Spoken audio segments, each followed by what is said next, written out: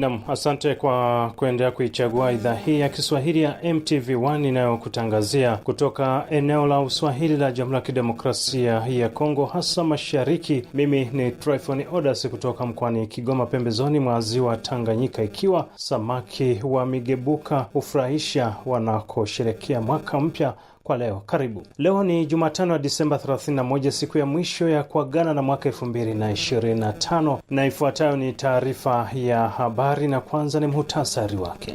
Wakazi wa mji wa Makobola tarafani Fizi wameendelea kukimbia miji yao, wakisema ndivyo walivyoelekezwa na jeshi la serikali na washirika wao waliojitangaza kudhibiti Makobola ya kwanza na ya pili. Wananchi wa Beni wamesema kwamba biashara yao hukwama na kusababishia kutokupokea vizuri mwaka mpya mwaka 2026 kimaandalizi. Wakati vijana kadhaa wakitangaza kufanya maandamano mjini Goma ifikapo Januari 2 mwaka 2026, meya wa mji huo amesema kutokuwa na barua ya taarifa hiyo. Je, maandamano yatafanyika kweli au la? Lakini hapo kwa meri hawajapita kutuambia kama wao wako na maandamano. Usibanduke, baki hapo hapo. Sio hayo tu tulokuandalia kwa leo, bali tutapata fursa ya kutuma salamu zako kwa ndugu jamaa na marafiki kote ulimwenguni tunakosikika kupitia internet, mitandao ya kijamii na redio washirika. Nawe utakaye salimiwa, kumbuka kurudisha salamu hiyo kesho. Ulimwengu ukijiandaa kusherehekea sikukuu ya mwaka mpya, wananchi wa Jamhuri ya Kidemokrasia ya Kongo, hasa wafanya biashara mjini Beni, wamelalamikia mazingira mabaya ya wanaopitia mwishoni mwa mwaka huu, wakishutumu kukwama kwa biashara yao. Baadhi wanauza nyama, mafuta ya magari na kuku, wakilalamikia maandalizi mabaya ya sherehe ya sikukuu ya mwaka mpya. Mwandishi wetu wa Beni Hassan Kawere, ambaye amekutana na mmoja wao na kukusanya maoni yao, hapa wanaeleza. Sisi kwa usawa wa nyama, hii masiku maandalio fete, hakuna kitu kinyi kinaonekana kabisa. Pesa haiko, tunachinja nyama lakini nyama inakosa bakulai kufatana na hali ya vita. Franga inakosekana kabisa. Hapa sasa simila itia kwa Mwenyezi Mungu, sijue kama wakilia bataonekana namna gani. Inariske mimi napata perte totale na mimi nashinda kukazi kufatana na katala kuurisha nyama kuhusu vita. Afadhali hata mwaka ile iliyopita. Hii sasa hii mwaka hii tena inakuwa vitu ya matata kwani sama wakimbizi wanakuwa wengi na kazi inakosekana na franga inakosekana. Kwa gizi mimi naona klientele ya nani ya karibia bei inapima kukua ipe stable para rapport a nani ya to enyiko a jour, mais seulement que kungali ba client fulani benyewe bangali na discuter par rapport a nani ya prix a to. Alors bakubwa bangali tusaidia kuregulariser to ikue ita enyiko nani enyiko normal. Concernant maandalizi ya fete ya mwaka mpya, tuko nauza kwanza karibira mzuri kwanza, hakuna probleme kidogo, sauf que ba client biko napita mmoja mais au moment kwanza par rapport a masiku zenye zilipita. Au mwaka inakuwa ipe afadhali kabisa. Kuna kwa amelioration par rapport a mwaka iliyopita kabisa. Ikumbukwe kwamba tangu mwanzoni mwa mwaka huu uchumi wa raia wa Kivu Kaskazini uliporomoka kwa kiwango kikubwa kulingana na hali ya vita tangu mwaka 2022, na hii ni sababu kubwa ya maandalizi mabaya ya sherehe za mwaka.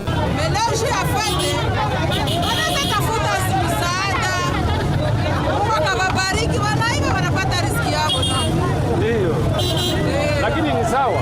Ni sawa, lakini alhamdulillah kwanza masasi tusikiake tena. Security iko bien. Tunashukuru. Maana hakuna teke tunaweza sema tunashukuru. Mungu atusaidie tu basi tufukuze tena msoko. Hapa ndio tunakulisha watoto. Tunasomesha, tunalipa nyumba na Mungu anabariki anauza parcele.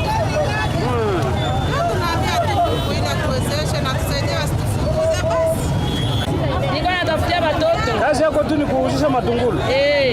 Epice. Niko nauzisha matungulu, karoti, kokombre, poaro, poivro. Yote niko nauzisha. Niuzie sasa. Mere hii tena chunga watoto. Baba ina wachunga, nina watoto 5, hivi ndio ina wachunga. Watoto 5. Mama hivi atipo unaitoshaka wapi? Rwanda.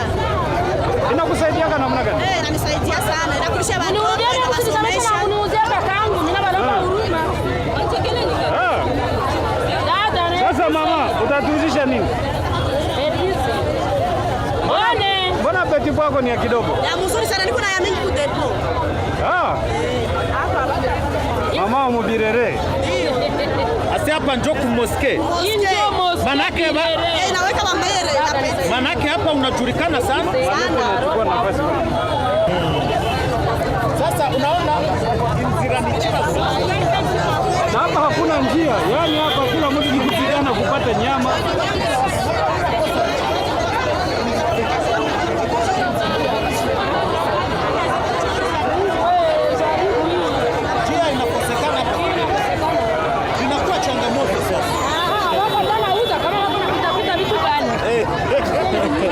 Sasa mama,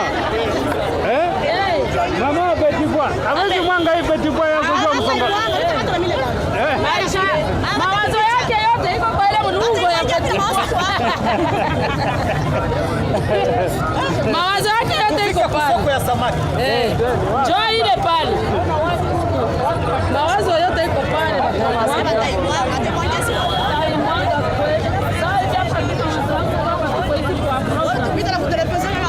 Basi mimi naangaika.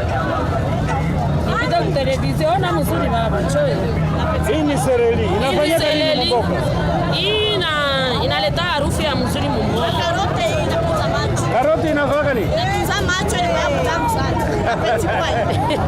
Petit Pois. Marau papa. Akosa fete iliingilia hapa kweli? Hakuna tuyaiona. Hivi inakulisha watoto? Watoto 5. Inawasomesha, inawasomesha. Lakini mama, kuna mara nanunuaka hii Petit Pois ingine inakuwa mweusi. Mturumia msitufukuze hapa nini? Ile kwa ya mweusi na kumosikia hii moski inaweka watoto, inawasomesha, inaweka na babwana, sisi kwa babwana bana kazi. Meya naona asiwafukuza kia. Manake meya tuhurumia, situfukuze hapa. Kujaka tufukuza watoto watakufa na bwaki. Watoto na watakufa na bwaki. Hii inachunga watoto 5, hii seleli na bwana hana kazi. Na wanasoma wanakula mzuri. Na wewe inafanyaga nini mama? Ina utamu sana. Mtake kula hapo. Ninaenda ikula, nitaona. Utasikia wapi? Nitakuja nitakwambia. Mturumia tusemea kwa meya asitufukuze. Hata sikia atafuata video. Apate video mzuri asitufukuze. Sawa.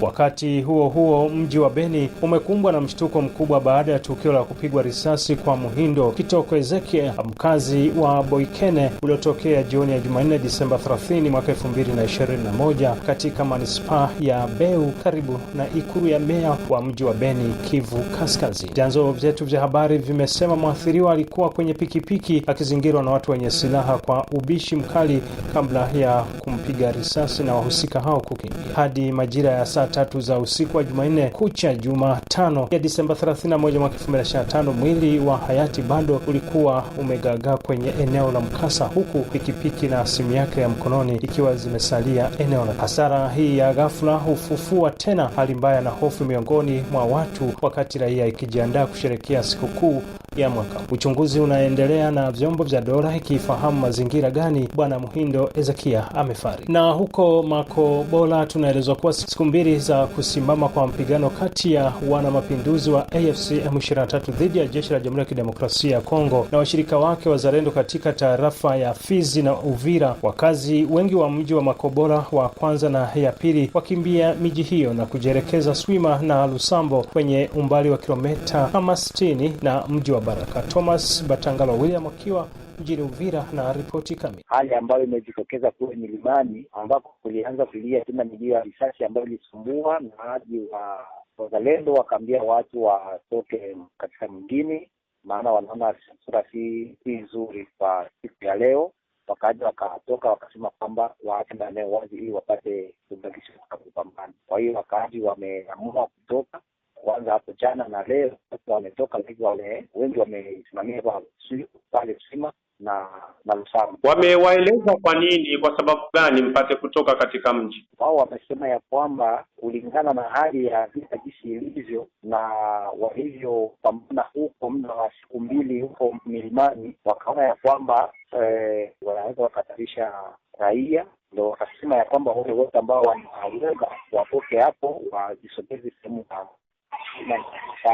na kuongeza, nilisema kwamba mahali ambapo kuna kuna vita, si vizuri watu kukaa wala kuingia ndani ya manyumba, maana mabomu ni mengi. Kwa hiyo naweza nikashauria ya kwamba watu wangetoka tu wasubirie waone kile ambacho kitakachoendelea, na baadaye ikiwa salamu tarejea sasa watu wanarudia nyumbani. Upande wa Kigongo na Katongo, raia wengi wamekimbilia mjini Uvira, kama anavyoeleza hapa mwanamemba mmoja wa mashirika ya kiraia pa Kigongo. Raia tunayo hamu tu ya amani kusudi tufanye makazi zetu ili tuendelee na vingine, na mwenye anashindwa aweke chini. Mjini Uvira ni leo baada ya mapigano kusimama na kutokusikika kwa makombora, ndipo mji ulichangamuka kuliko juma lililopita. Hapa tuko kwenye bucha Jesus number 1.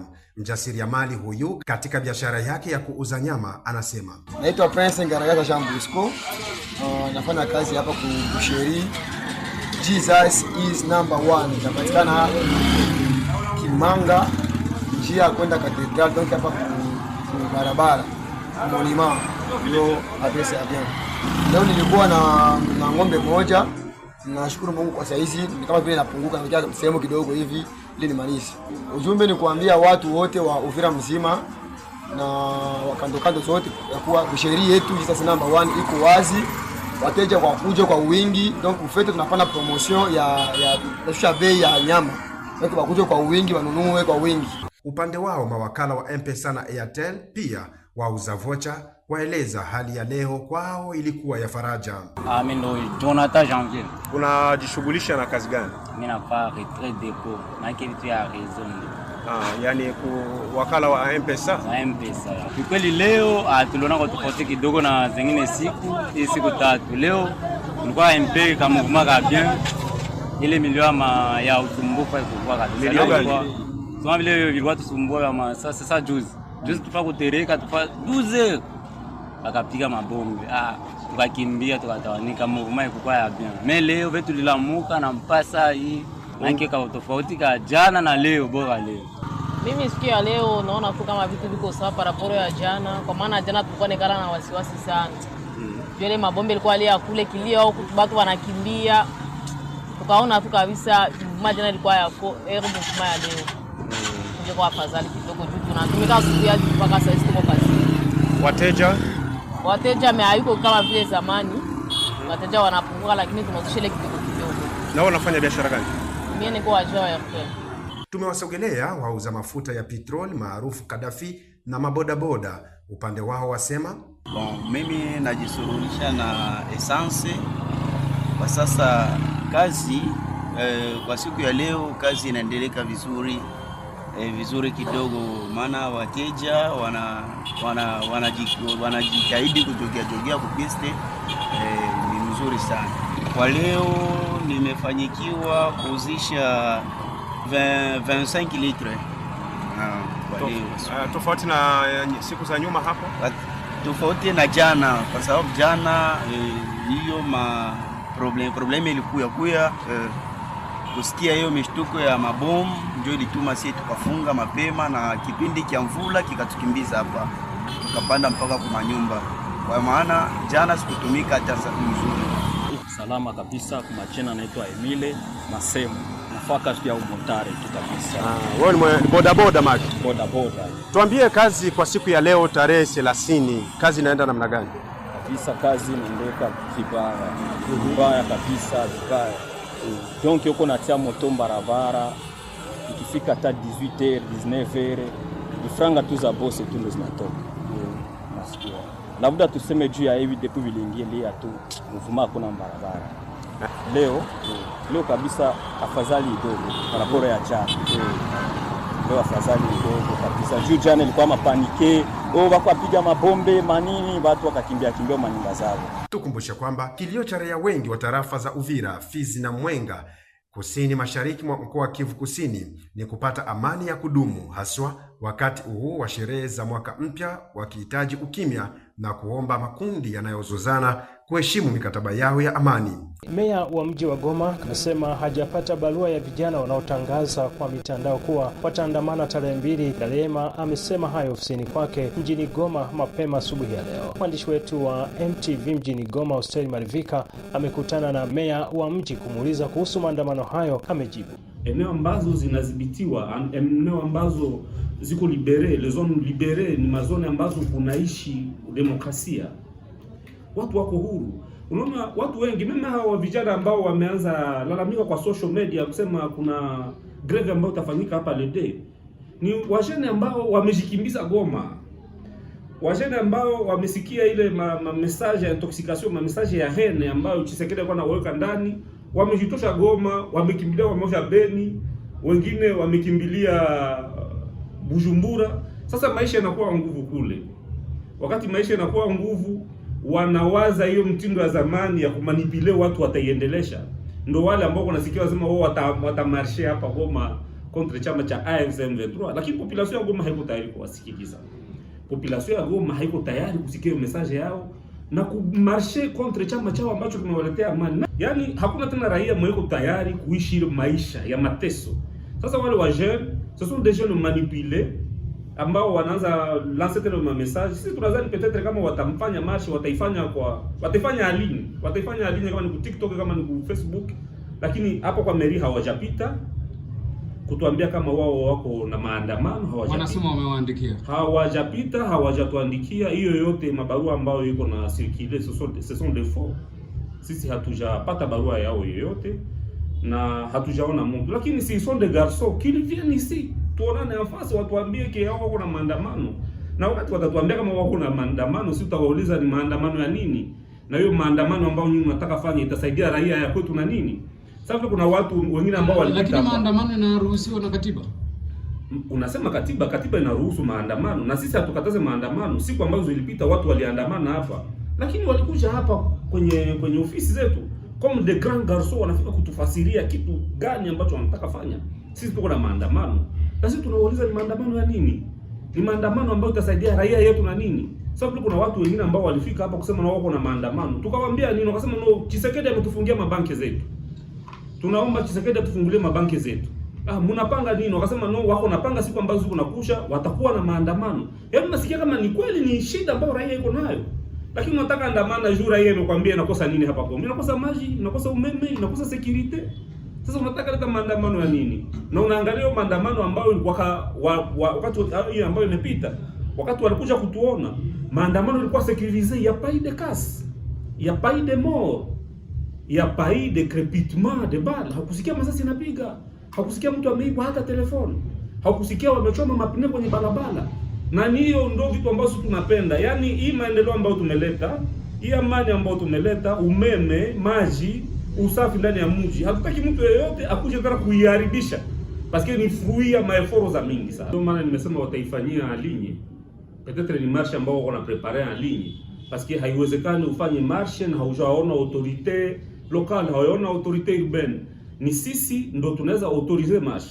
Na raia ya kwetu kwa sasa iko mature, je vous jure, hakuna hata mtu mmoja ambaye ataingia kwenye barabara. Parce que raia imegundua ukweli uko wapi. Utatosha mtu aende barabara, jua anafanya ndani nini? Anda lia shida gani? Est-ce que shida ya raia ni AFC M23? Hapana. Shida ya raia haiko AFC M23. Shida ya raia ni banki ambazo Chilombo amefunga. Ndio shida ya raia. Kwa kweli hamna ruhusa, hamjapata barua yao vijana? Hatujapata barua yoyote, na mimi naiona sasa vile ni acte ya lâcheté. Ni lâcheté wakati unasema no ameniautorize na hakuautorize. Si tu es garçon unafika unaongea na wagarso wenzako. Ndio vile mwanaume akapata kuzungumza kama Tshisekedi, ni kama amewaambukiza kuzungumza mingi kwenye mitandao, lakini si sont des garçons qu'ils viennent ici qu'on discute entre garçons, qu'ils nous disent nous on a besoin de ça ndio maana tunataka fanya marche. Hapana kwa mitandao. Na raia, nimesema raia, marche yote ambayo tutakuwa na organize ndani ya mji wa Goma, il faut tuone kama raia yetu itabeneficie ndani nini. Kama ni kitu ambacho hakitasaidia raia na kitu, sione umuhimu wa kuorganize hiyo marche.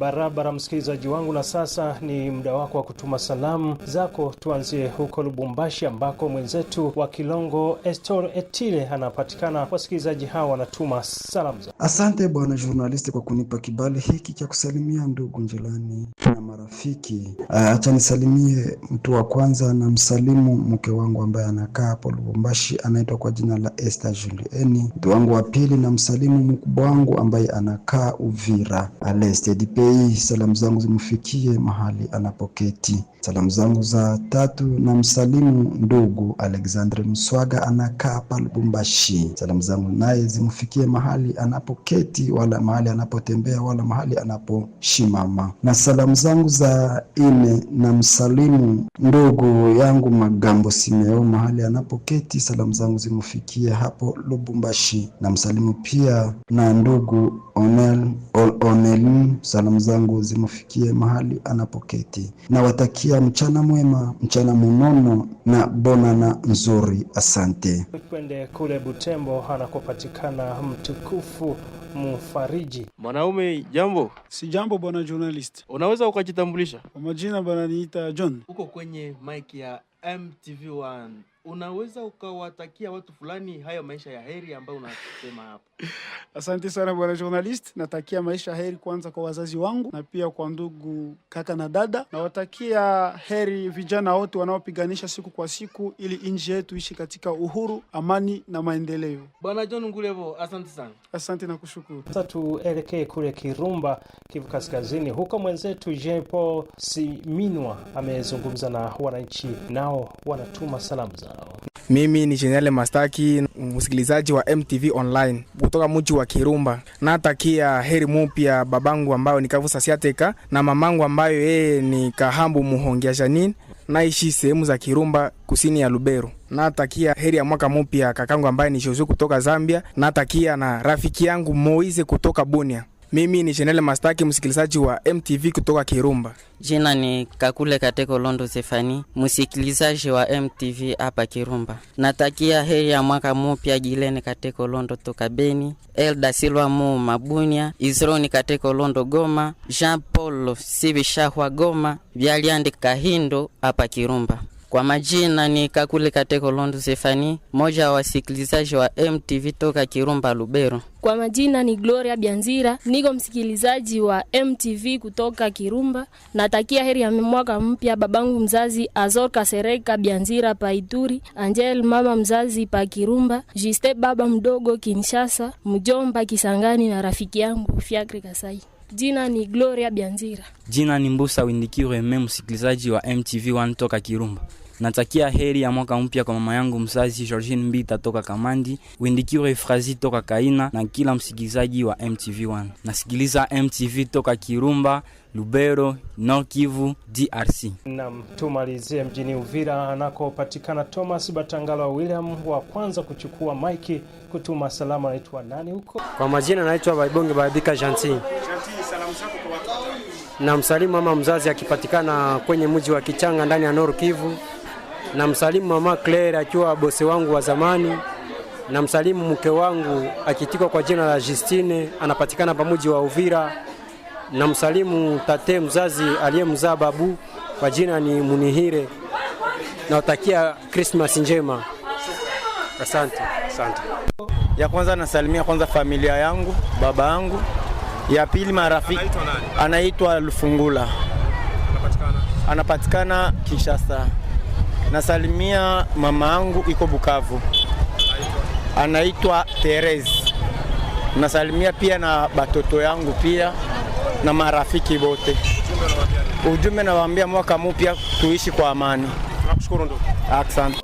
Na kuna dada mteja hapa. Jambo dada. Jambo. Kwa majina? Naitwa Ketia. Unafanya nini hapa? Nakuja rangi kichwa. Wanakutengeneza vizuri hapa? Ndio. Kweli kweli? Ndio. Dada Ketia, tunakupatia nafasi ya kusalimia watu watano ukatakia heri za mwaka mpya. Nasalimia rafiki zangu, nasalimia wazazi yangu. Rafiki wa kwanza anaitwa nani? Anaitwa Joyce. Wa pili anaitwa Kerene, wa tatu Liliane, wa nne Suzana na wa sita Ornella. Tunakushukuru dada. Na asante sana raia wa huko Uvira kwa salamu. Mwisho kabisa wa matangazo yetu kwa leo, ila kukukumbusha tu kwamba katika taarifa yetu ya habari ya leo ya tuliokuwa nayo ya muhimu zaidi ni pamoja na wakazi wa mji wa Bakoloma tarafa Fizi wameendelea kukimbia miji yao wakisema ndivyo walivyoelekezwa na jeshi la serikali na washirika wao waliojitangaza kudhibiti Makobola ya kwanza. Na wananchi wa Beni wamesema kwamba biashara yao hukwama na kusababisha kutoupokea vizuri mwaka mpya 2029 kimaandalizi. Wakati wakati vijana kadhaa wakitangaza kufanya maandamano mjini Goma ifikapo tarehe 2 mwezi wa kwanza 2026. Meya wa mji huo amesema kutokuwa na barua ya taarifa hiyo. Je, maandamano yatafanyika kweli au la? Usibanduke. Maandamano yatafanyika kweli au la? Mimi ni Tryphon Odas kutoka mkoani Kigoma, pembezoni mwa ziwa Tanganyika. Ni kutakie maandalizi mema na uweze kupokea mwaka mpya 2026 ukawe heri na fanaka kwako. Kwa niaba ya mwandaji wa matangazo haya Thomas Batangalo William na Bi Rebecca, kwaheri.